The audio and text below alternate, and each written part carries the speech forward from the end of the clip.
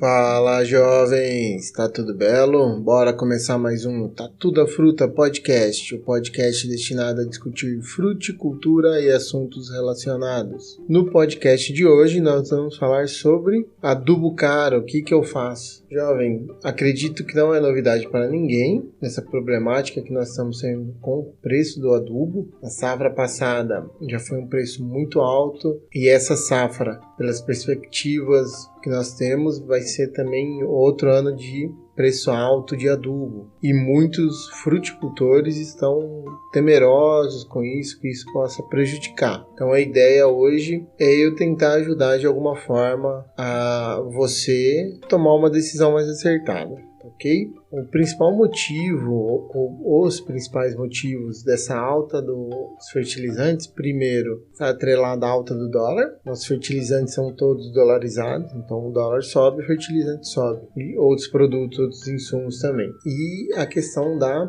guerra entre a Rússia e a Ucrânia. São grandes fornecedores de fósforo e potássio para o Brasil, ureia também. E nessa questão de guerra, as encomendas, o envio pode ou não ser prejudicado. Isso não está definido ainda. Há outros fornecedores, mas tem essas questões. O grande problema que nós vivemos como fruticultores é a questão de demanda. É lógico, e a gente sabe que a maior demanda vem para as culturas anuais, para os grãos principalmente. E normalmente esses produtores têm um poder de compra maior ou uma demanda maior por esse produto e, dependendo da região, podem ter preferência de atendimento pelas revendas, pelas distribuidoras.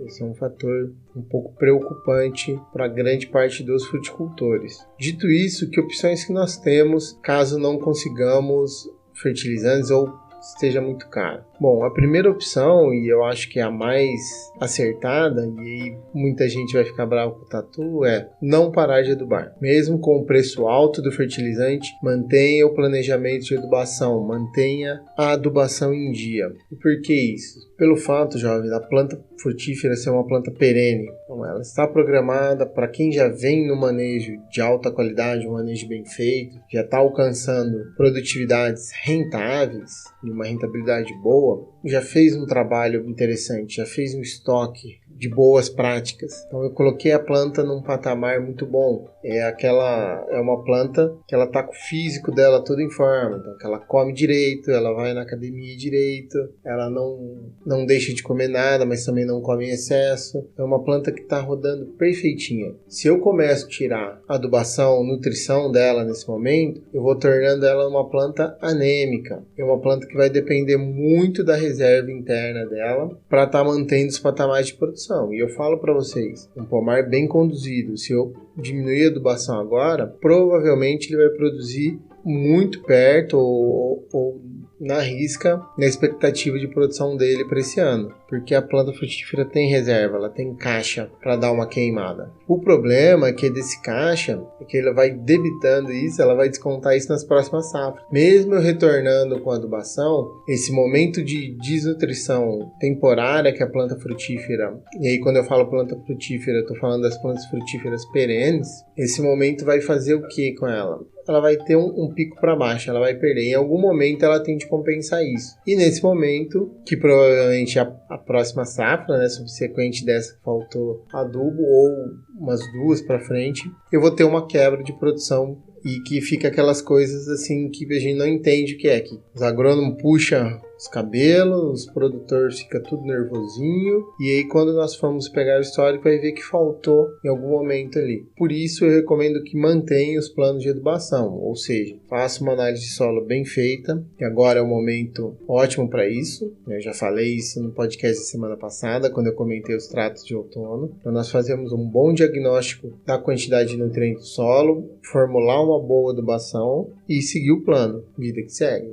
Esse ano pode ser que seja um pouco mais caro por conta dos fertilizantes, a margem vai diminuir, ainda a gente tem condição de ter lucro, só seguir o plano bem feitinho. Uma segunda opção, e aí já é para quem faz um bom trabalho há um bom tempo, ou já começou bem feito, no conceito de construção de fertilidade do solo, tem um perfil de solo bem construído, com uma ampla reserva de nutrientes, nós podemos trabalhar de algumas outras formas. Também ainda não recomendo ficar sem adubação. Nós temos as opções de utilizar plantas de cobertura para trabalhar essa fertilidade, para ciclar um pouco do nutriente que está contido no solo, nessa reserva. Então nós podemos trabalhar muito bem, por exemplo, agora no outono, com uma adubação verde cicladora de fósforo, de potássio, que é o que eu vou precisar logo no início. Iniciando a safra de verão, eu já entro com leguminosas para ter um aporte de nitrogênio, um nitrogênio orgânico mais interessante. Sempre trabalhando com um mix mais simples. Quando eu quero ter um efeito de ciclagem de nutriente, um efeito de fertilidade, é muito interessante eu usar uma planta especialista em ciclar o nutriente que eu quero. Os mix são bons? São muito bons. Só que a hora que eu coloco um monte de especialistas junto ali, eu não consigo que nenhum trabalhe efetivamente para isso, porque um vai pegar fósforo, outro vai lá,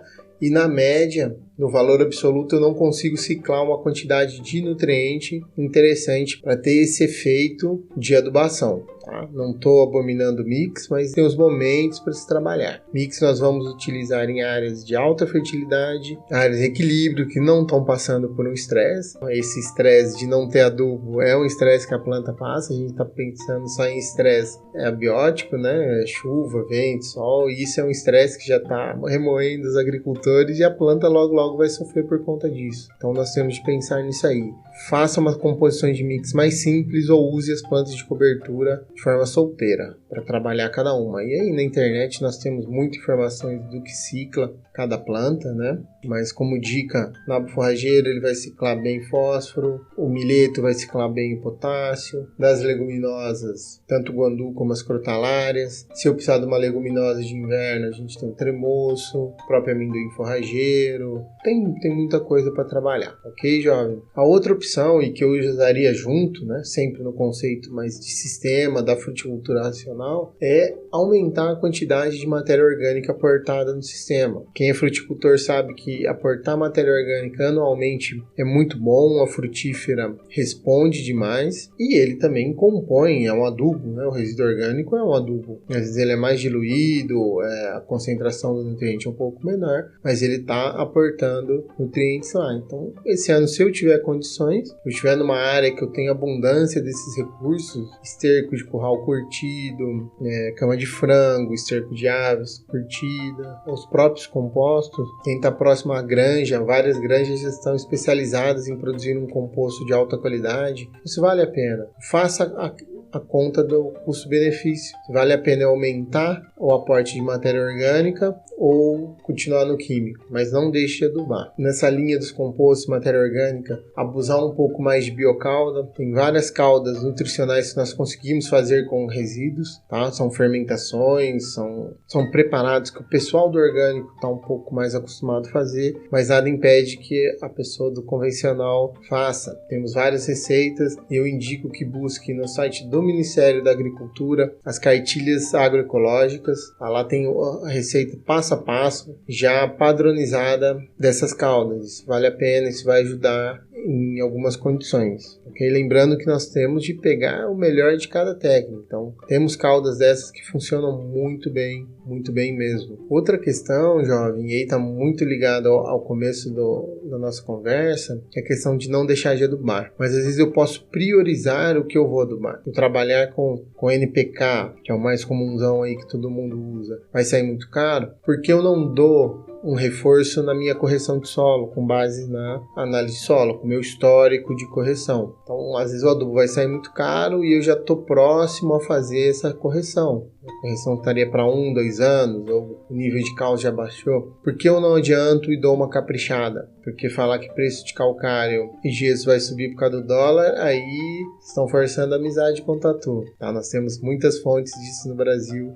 Isso não são fertilizantes importados. Então não tem choro nem vela. Então já trabalhar agora, nesse outono, que vai ser um outono ainda, dizem os meteorologistas que vai ter um pouquinho mais de chuva, vamos abusar da correção de solo. Abusar de forma consciente, que eu falo, tá? Aproveite agora o momento. Às vezes investir num fertilizante NPK ou um próprio organomineral que vai sair caro por conta da conjuntura atual, eu posso trocar esse investimento ou parte desse investimento na correção. Calcário, gesso, pós de rocha, nós temos vários pós de rocha interessantes para estar trabalhando, associando eles à matéria orgânica. Então nós temos opções de manejo, não é desespero por causa de fertilizante subindo. Nós temos muita coisa que conseguimos fazer. Outras questões também, jovem, que nós podemos levar em conta são os inoculantes, né? Se eu for trabalhar, por exemplo, leguminosas, eu tenho inoculantes para leguminosas. Está trabalhando.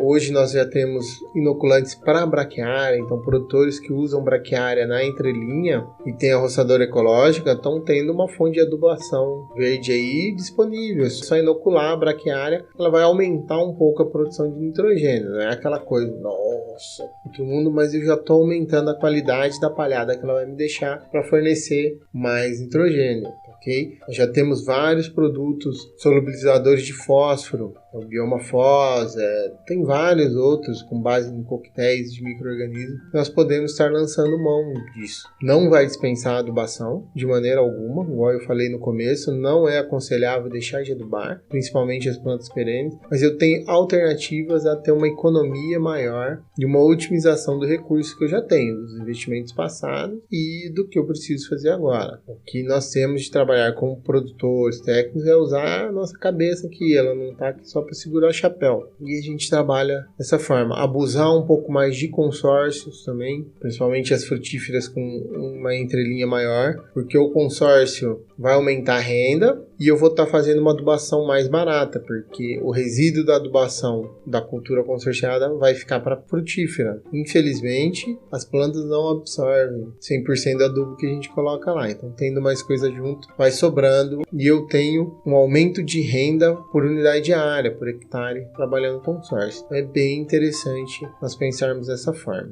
Ok, jovem? Então vamos fazer uma revisãozinha. Primeiro ponto, não deixar de fazer adubação, mesmo que o pomar já tenha um histórico melhor. Se for pomar com histórico ruim de adubação, sem chance, adube. Segundo ponto, faça uma boa análise de solo, que é importantíssimo nós refazermos o plano de adubação. Preciso entender como meu solo está, para ver se eu posso substituir o adubo ou se eu mantenho o plano antigo. Importante eu entender o solo para saber as opções de manejo que eu tenho. Terceiro ponto, priorizar correção de solo com calcário, com gesso, pós de rochas. São insumos muito mais baratos do que os fertilizantes solúveis e a maior parte dos nossos solos é deficiente em correção, principalmente cálcio. Quarto ponto, trabalhar muito bem as plantas de cobertura, trabalhar os adubos verdes para ciclar os nutrientes que eu vou precisar na planta. Então, agora no outono é uma chance maravilhosa de usar plantas cicladoras de fósforo e potássio e no verão plantas que vão agregar nitrogênio ao sistema. Quinto ponto, aumentar o aporte de material orgânico, compostos, estercos, resíduos de alguma forma que vão estar trazendo nutriente, aumentando a matéria orgânica, a biodiversidade do solo que vai estar ajudando. Sexto ponto, utilizar caudas orgânicas. Nós temos dentro da agricultura orgânica vários preparados que a gente pode estar substituindo alguns fertilizantes foliares ou algum manejo que visa fertilizante. São caudas muito baratas, vale muito a pena estar usando. Entrando no conceito da fruticultura racional, essas caudas são muito bem-vindas. E o último ponto é abusar dos inoculantes. Nós temos vários inoculantes para leguminosas, para gramíneas, que vão estar ajudando ao nosso manejo, agregando um pouco mais de nutriente obtido de forma, entre aspas, natural. Beleza, jovem? Então são esses pontos que eu considero fundamentais para nós estarmos trabalhando durante esse período, entre aspas, de crise de fertilizantes e que vão estar colaborando para que nós consigamos manter as plantas adubadas, bem nutridas, que não tenhamos problemas futuros. Bom, qualquer dúvida é só procurar o Tatu no Instagram, no Facebook, no TikTok, no LinkedIn, por e-mail, tá tudo aqui na descrição do podcast. E lembrando que compartilhe esse episódio com seus amiguinhos. Nós estamos também disponíveis em todos os agregadores de podcast, então não tem desculpa seu coleguinha não estar escutando o Tatu da Fruta Podcast, ok? E assim que indicar, peça para que ele avalie lá com 5 estrelinhas, seja lá onde ele estiver escutando. Isso ajuda demais o Tatu a melhorar o conteúdo. Mas é isso e até semana que vem.